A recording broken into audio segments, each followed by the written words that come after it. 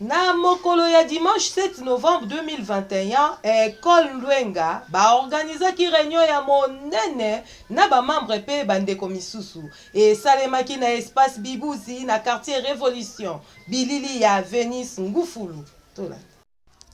Tozali na province ya Congo Central na école de Ndwenga oyo ezwamisami na quartier Révolution baorganizaki mobange na bokutani mpona kotalisa bamembre pe bainvite ya ndenge na ndenge lolenge kani mabombani ya école oyo ezalaka.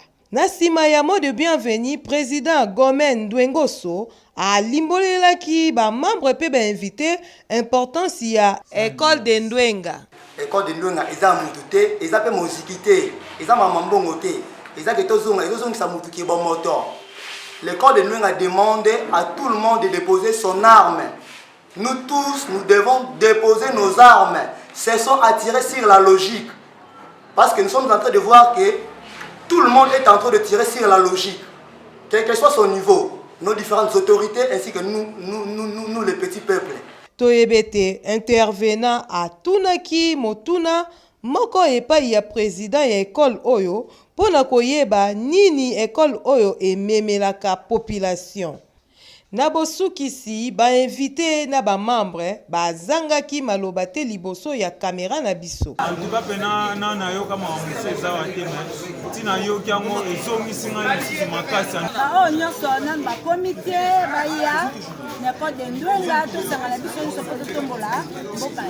Tokoyebete école de Ndwenga ezali association oyo ezali koinstruire population pona kolite na ba anti-valeur nyonso.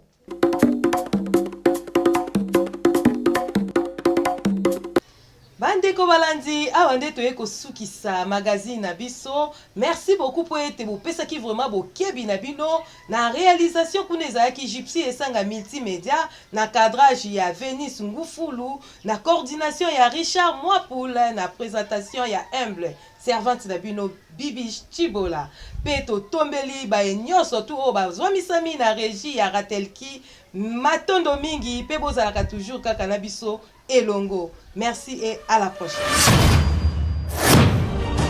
Alobaki que nako déboulonner système dictatorial oyo to combataki na pays. Alobaki que nako déboulonner système dictatorial oyo to combataki na pays.